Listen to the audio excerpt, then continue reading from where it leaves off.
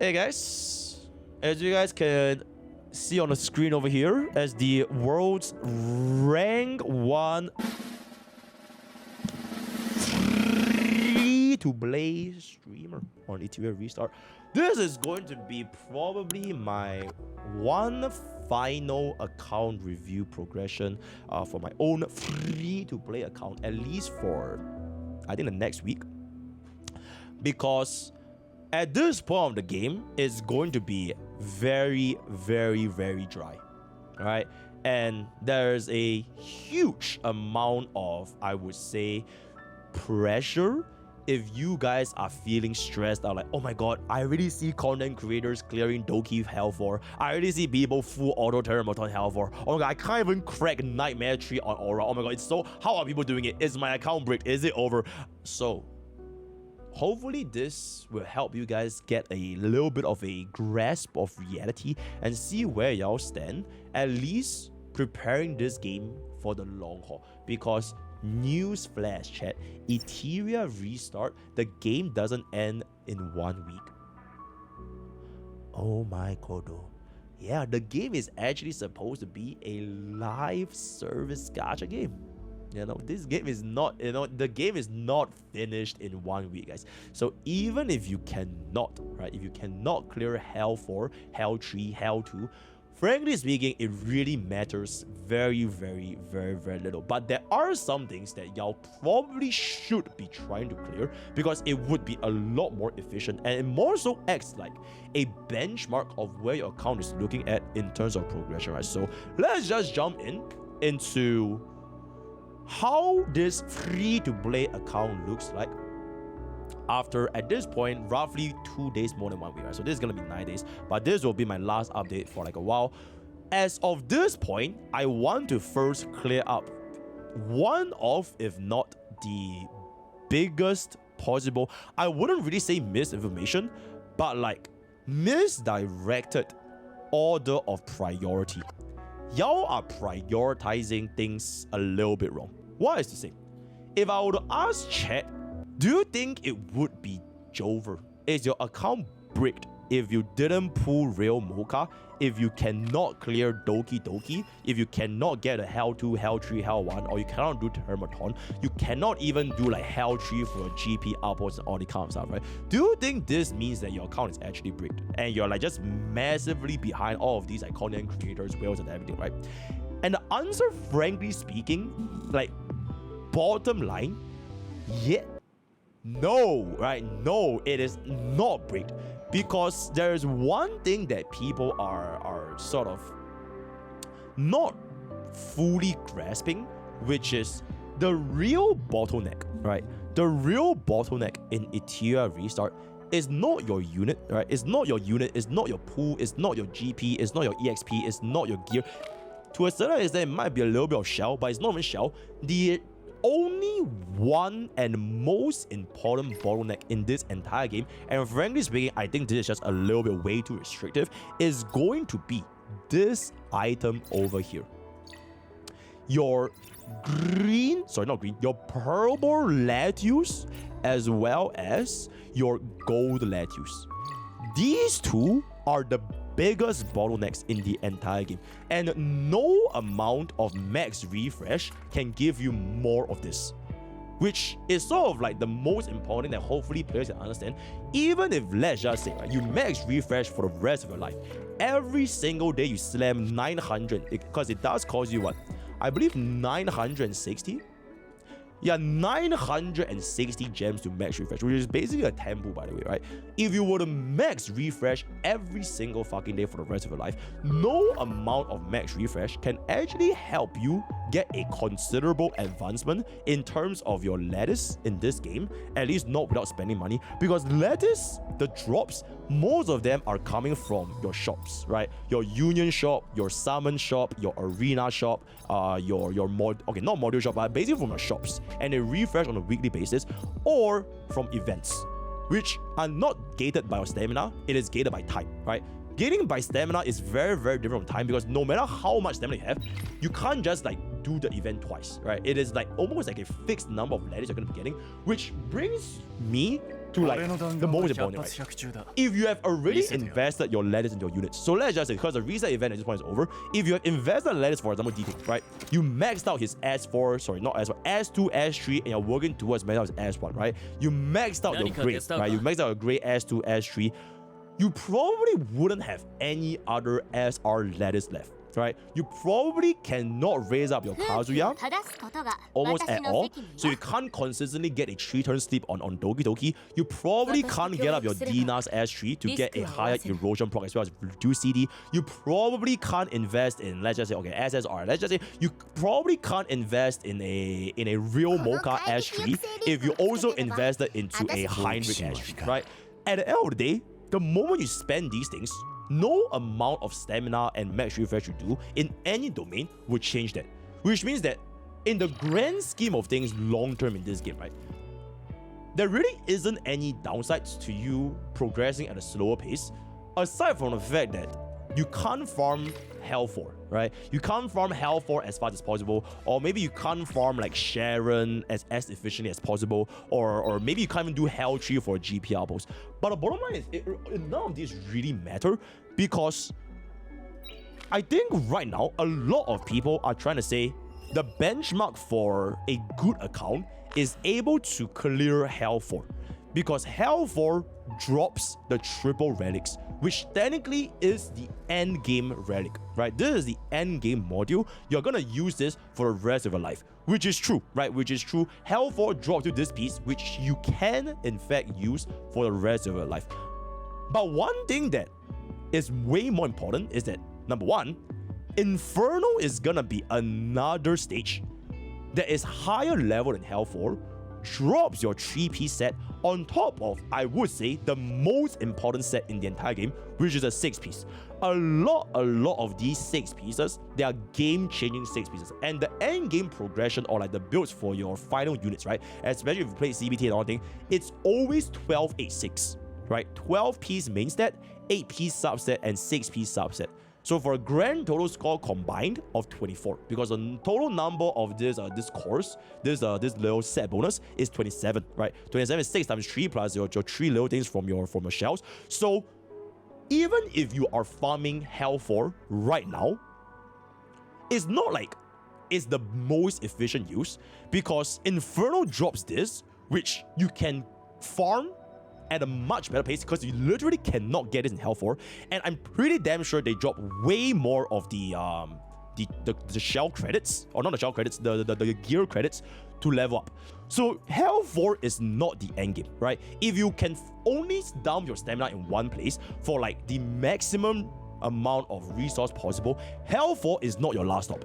Inferno is your last stop, right? Which means that a player that is dumping stamina into Hell 4 right now, you are technically not really using your stamina at the highest efficiency, and that will be the domain, not your treasure, by the way. It will mainly be either your EXP, your GP outposts, and to a certain extent, your shells. More specifically, your GP outposts. Because GP outposts are the domain as a whole, right? This is it, right? You can farm this at level 30, level 40, level 50, level 100. Your account will never get a better return on stamina for the rest of your life, because this is it, right? This is the most efficient place in terms of stamina. So if you want to compare somebody that has 1,000 stamina, right, and you choose to spend 1,000 stamina on Hell 4 or 1,000 stamina in GP, the guy that spent 1,000 stamina on GP would technically have more bang for buck in their stamina, because the guy that dumped everything to Hell 4, they still have to farm GP anyways, right? You can't just go for the rest of your life never touching GP ever again. So in the future, when your account is at a much better pace, right, you farmed up your GP now, in the future when Inferno drops, that's when they'll be like, oh shit, I need GP, let me go back and farm my GP now. Then your account can actually go ahead and farm Inferno, because you have already pre-farmed all these GP from your level 40 stages. So me personally, I think dumping stamina into speed running, right? Not even just like farming, like building up a team to speed run Hell 4 is inconsequential, because this is not your final stop. This is your final spot. So even if you can get a team right now that can do Hell 4 consistently on full auto with like 100% success rate, it legit does not matter, because eventually you're gonna come into this, right? whether you're at this level now or in a few weeks, you will always come back to this. So me personally, even as not a free player, even if I want to spend money on this game, I will always prioritize this because the amount of resources you need to max out like a single skill, right? Not even all three, a single skill, it is insane. And it is the most efficient place, at least in terms of stamina right now. So that is gonna be my personal stamina progression plan. I am no longer gonna be max refreshing because, like I mentioned, the most annoying bottleneck in Etheria, it is something that's not gated by stamina, but it is gated by time, right? This thing is gated by time. So me doing max refresh or not doing max refresh is not going to speed up the progression I'm going to be getting for a perfect lattice. If anything, if you were to slow down, right? If you were to actually slow down your leveling up pace, you can still get a decent number of EXP from simply doing your dailies, right? And then as you play the game longer and longer, week by week, you are going to get more and more of these purple and SSR letters, which you can then reinvest back into units that you want to build in the first place. Like for example, right now, I can't clear Hell 4 because I didn't build my Valerian, I didn't build my Kazuyo because I was doing all in for D-Ting and Grey, which is completely fine. Right? Because you can't grind out and wheel out SR unless you spend money. So there is no incentive for me to slam all in max refresh because I'm not going to be able to level this up anyways. Right? Even if I do max refresh, this is still going to be forever at level 1 because they don't give any SR letters, at least not outside of the events as well as the really shop, right? So that is basically how I am taking my account stamina as of now. If you guys want to have any better suggestions, feel free to leave them down in your comments below, right? When should you stop max refreshing? Me personally, I think a rule of thumb, at least for myself, is the moment you can clear Hell 3 GP modules, that's when I would just stop max refreshing, right? Because this is the biggest, I guess one of the biggest bottlenecks in terms of building your units, and it is something that is gonna be at the highest efficiency for the longest period of time, and technically the lower barrier to entry outside of like the niche teams that you're getting for Doki Doki, right? So the moment you can actually consistently get through to the Hell Tree, then you don't really have to do it anymore, right? It doesn't really matter because at that point, you're not really waiting on like gears, you're not really waiting on shells, you're just waiting for a lattice. You're waiting for, because like the difference between like a Kazuya with S1 or rather S3 at level 1 to level 5 is absolutely massive. I could have a Kazuya right now with like perfect plus 15 3-piece modules, but if her skill is still at level 1, she's still gonna clear at a worse difficulty compared to a Kazuya that has like very bad relics, very bad shell. But if I can actually get enough purple letters to bring it up to level 5, it would make it a lot easier for me to clear all of the content that I need to clear anyways, right? So that is my general rule. I probably could have just stopped max refreshing like 2 or 3 days back, but as of now, I think I'm gonna be very comfortable. Probably maybe doing just like 1 refresh just for that first 60, right? Because everything else after the first refresh is 100, right? So maybe I'm just gonna be sticking to 1 refresh a day and see where things go, right? Because eventually when you get to level 50, you can do Inferno. The worst part is if you progress too fast, right? Actually, I should have said this at the start as well. The worst part is if you were to do max refresh and you progress too fast, your account literally cannot keep up. So let's just say, right, you're somebody that max refresh for the next 2 weeks and you get to level 50. So what?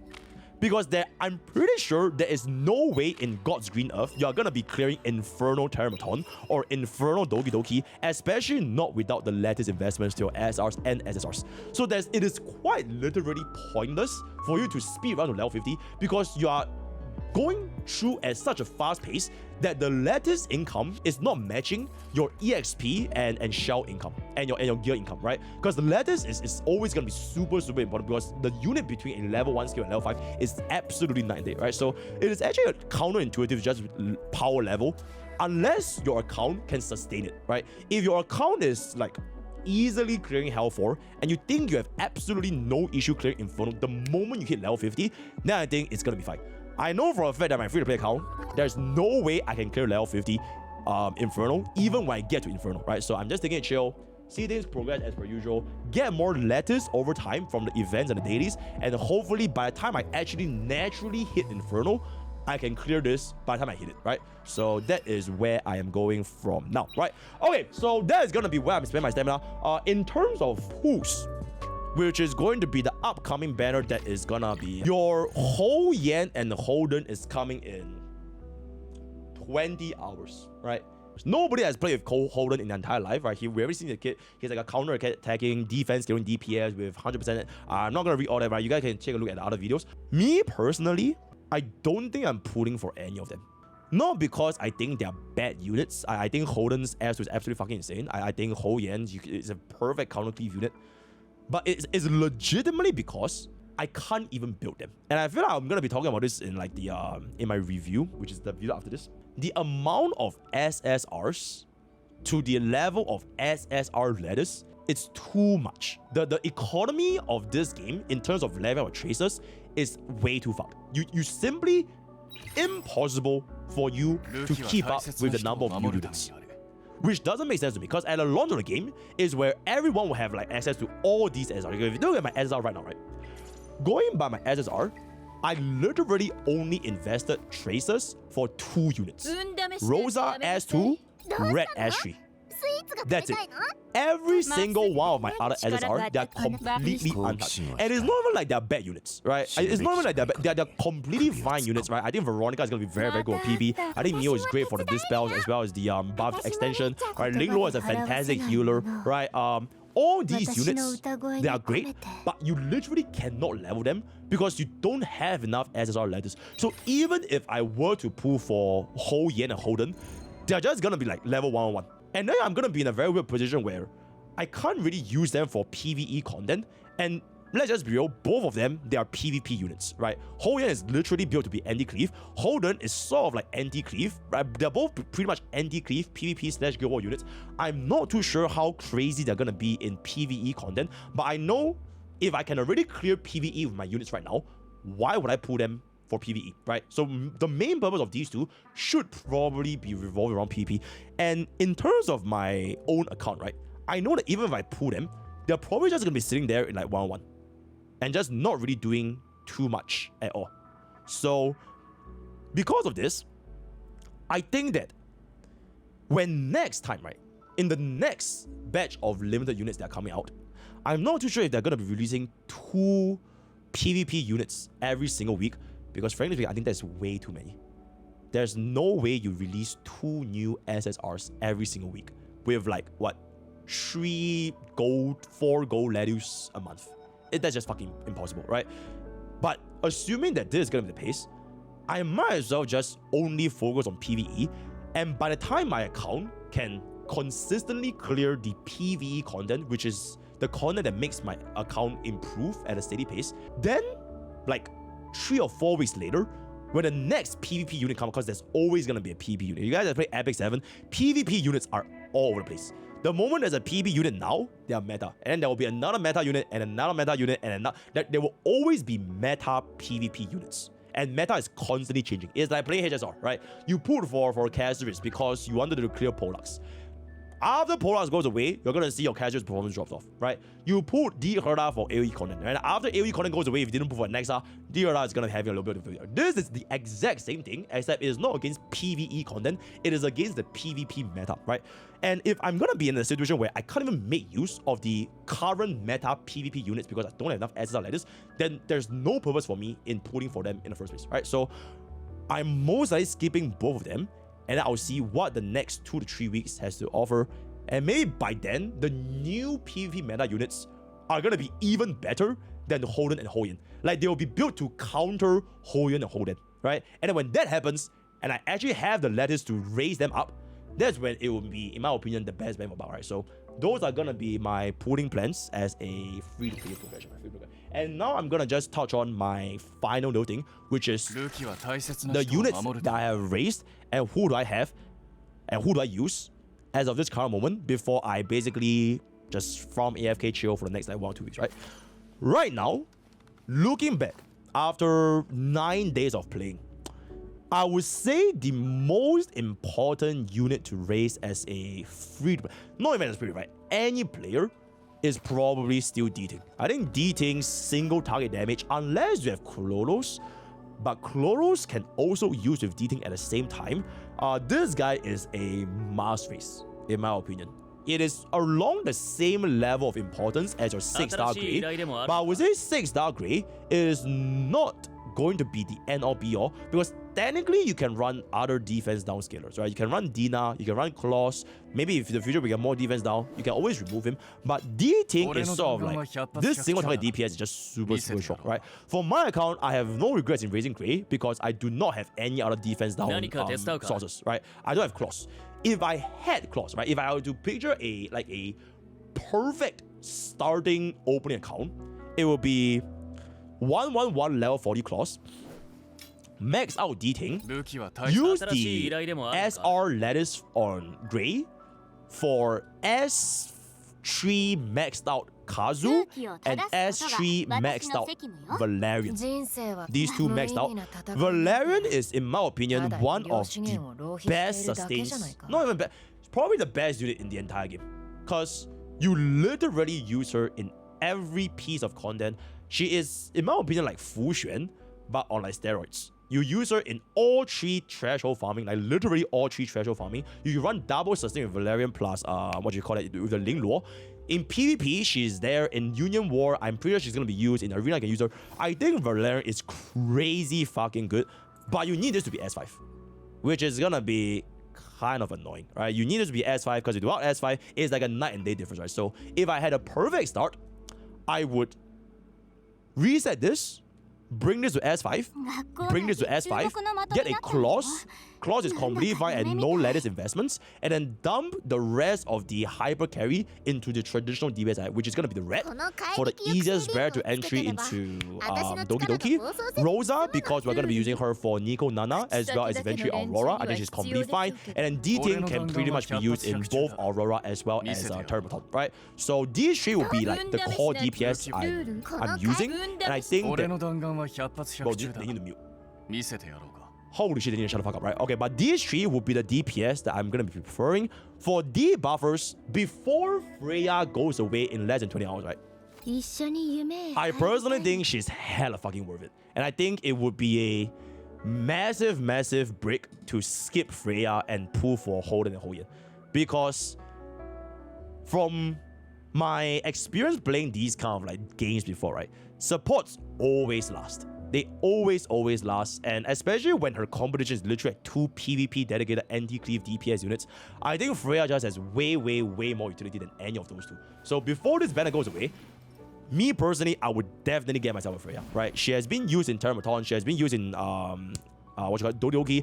I'm pretty sure if you wanted to, you could store in Aurora, but I wouldn't bet on it. She can be used in a lot of your shell dropping domains. You can use her in every single one of the farming stages for GP. You can use it in PvP, you can use it in Guild. So I think Freya is gonna be way more important than the upcoming 2 units. So she will have a higher priority. Between the sustains, right? I think Ling Luo is a must raise. You have to raise this bitch because if you don't raise her, I'm pretty sure you can't clear Aurora, especially with just Valerian run, unless you do like a sustainers run. And since she's gonna be given for free, she also don't really take any of your lattice as well. Very cheap to raise, and she makes your sustain feel a lot more comfortable. I went through my entire 1 week without touching Senya almost at all. I almost exclusively don't use her. If I can't 0 cycle with like a Marvel, I just don't clear it. It's fine, right? Then I just waited, and then eventually the moment I got Ling Luo, boom, I slapped her on, and I think she has been doing her job like pretty much all the time. And eventually when I do get myself Valerian, she will fill in as that role for the generic purpose sustain for pretty much every single content that I've been facing. In terms of your debuffers, right? I am being so for real right now. If you don't have Heinrich, I didn't think it's completely fine. Because I feel like his usage, right? The place where he shines the most is because he has all of these debuffs, plus the fact that you can pair him up very well with Freya. Because Freya actually gives you action very advanced based on like the debuffs and buffs applied. So these will actually pair very well. But if you don't have Heinrich, I literally have a S2 Heinrich, by the way. I don't know how the fuck I got like 3 copies of this guy, but I would dare say if my account did not have Heinrich, it would have been completely fine. Because I could always just run another debuffer, for example. I could invest in like a Dina, right? Dina has the... Where the fuck is bitch? She has the highest damage amplification in the entire game. Because these 3 all count as a separate debuff. So she's quite literally defense break, super defense break, then super defense break. She is the biggest damage amplification in the entire game. So in a world in which I did not have Heinrich, I would have just raised her up, and I'm pretty sure she would have been completely fine in both Terramaton as well as Aurora. I always keep these two in mind because eventually that's where our account is progressing, at least in PvE, right? The buff strip from Heinrich is gonna be quite nice, but you also have alternatives to buff strip. Specifically, this guy over here. He is a very nice buff stripper if you actually have him raised, and this passive is absolutely fucking insane, by the way. This is basically the equivalent of like Adamant Shield. He has a built-in Adamant Shield from Epic 7, so he basically prevents or like reduces the damage taken from the entire team, and he has these free counterattacks, and he has a buff strip and attack down and speed down. So if you did not have Heinrich, I think it would have been completely fine to start your account without him. I would say the best in my experience playing so far, the most impactful unit, I am pretty sure it's still Lily. Lily is like the equivalent of like having 2 DPS, because when she base attack, your next main DPS goes again, and then she has all of the ultimate resets, so you can out twice. There's a lot of like Lily D-Ting with Lily and D-Ting without Lily is like a completely different unit, and you can slam out twice and basically instantly kill Terramaton. It is absolutely fucking insane. So I think Lily is probably still the best ML of everything else. My experience probably would have drastically differed for an account with Lily without Lily, but even without her, I think it has been going relatively okay. Maybe not as comfortable in some scenarios, but so far my progression has been at a pretty consistent pace, right? Other notable units that I can probably see play in the future is probably Doki Doki. I don't think Doki Doki's value is gonna shine for now because she is a super lettuce hungry unit. Like basically every single one of these are useful, and until the day where they give us more lettuce, I don't see a world that I need to invest on for like one unit when I can just sort of like divest into multiple different units at the same time, right? So I think Doki Doki will definitely see play in the future, but definitely not for now. I think Siyada, I'm pretty sure she has the biggest AoE nuke in the entire game, especially when you stack this on all the way to the max. My problem with Siyada is I find it hard to justify using her when I feel like Rosa just sort of does a very similar job, but I'm pretty sure in terms of like pure, like for example, right out the current event, like this event is specifically sort of like built for Siyada, right? This train event, it is perfect for Siyada. I'm pretty sure all the challenge rankings, like, yeah, it's legitimately perfect for Siyada. You see a lot of the top players, they're either running Siyada the main DPS or they have the Maria Messiah, which is also like an absolutely fucking diabolical DPS. So this is like a perfect role. She's like a pure vision guy, right? She's like a pure vision guy. You stack on the buffs, the battle drags on for very long, and you slam ultimate. She'll be absolutely insane. But because I already built myself a Rosa, I'm probably not gonna be touching her for the short term. And that is sort of pretty much it. For Hellkit, Mia and Veronica. I think Mia and Veronica, these two are more like PvP oriented. Mia could see some play in PvE, but if you really have enough sustain from like your Valerian as well as a Ling Luo, I don't see any reason why you need to raise Mia. Veronica is definitely a PvP monster. I think she's absolutely insane for late game PvP. Even back in CBT, right? Towards the end of the season for CBT, everybody started pivoting into your Bruiser playstyle, right? Nobody was running Cleave anymore, and she's gonna shine a lot. For Hellkit, I think Genesis swears by Hellkit. I personally can't see a place in which I would use Hellkit over like my other units. Like I wouldn't use Hellkit over Valerian, and I wouldn't use Hellkit over Ling Luo. Maybe in PvP specifically for the immunity shield, it'd be quite nice.